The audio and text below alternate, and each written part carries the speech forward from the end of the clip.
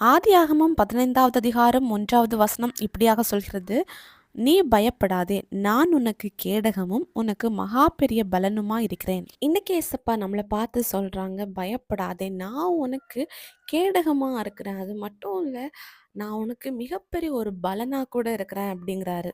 கேடகம்னா என்னன்னா, நம்மளை பாதுகாக்கிறதுக்கு நம்ம போடுறது தான் கேடகம். ஆனால் நம்முடைய ஆண்டவராக இயேசு கிறிஸ்து அந்த கேடகமாக நமக்கு இருக்கிறாரு. இன்னைக்கு நம்மளை சுற்றி சில பிரச்சனைகள், போராட்டங்கள், இன்னும் ஆபத்துக்கள் சூழ்ந்திருக்கும் போது அதன் மத்தியில் ஆண்டவர் நமக்கு கேடகமாக இருக்கிறாரு. அது மட்டும் இல்லை, இன்னைக்கு சில ஆபத்துகள்னாலையும் பிரச்சனைகள்னாலையும் பல ஆசீர்வாதங்களை நம்ம இழந்து போயிருப்போம். ஆனால் நமக்கு ஆண்டவர் ஏற்ற நேரத்தில் ஆண்டவர் அதற்கேற்ற பலனை தருவார். நம்முடைய வாழ்க்கையில் சில நேரங்களில் ஏமாற்றப்பட்டு சில ஆசீர்வாதங்களை இழந்து போயிருப்போம். நம்முடைய உண்மை நிமித்தம் சில நேரங்களில் நம்ம கைவிடப்பட்டு கூட இருப்போம்.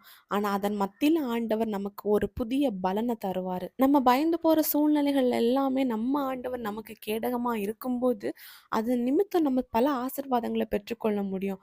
நம்ம இழந்து போன எல்லாவற்றையும் ஆண்டவர் திருப்பிக் கொள்ளும்படி செய்வார். இன்னைக்கு நீங்கள் சில சூழ்நிலைகளை பார்த்து பயந்து போயிருக்கலாம். அதன் மத்தியில் ஆண்டவராக இயேசு கிறிஸ்து எனக்கு கேடகமாக இருக்கிறாருன்னு சொல்லிட்டு விசுவாசிங்க. அது மட்டும் இல்லை, ஏசப்பா அவங்க கூட இருக்கும்போது உங்கள் வாழ்க்கையில் பல ஆசீர்வாதங்களை பெற்றுக்கொள்வீங்க. நீங்கள் அதன் நிமித்தம் உயர்ந்த ஸ்தானங்களில் வீற்றிருப்பீங்க. ஏசப்பா அப்படி உங்களை ஆசீர்வதிப்பாராக. இயேசு கிறிஸ்துவின் நாமத்தில் ஆமேன்.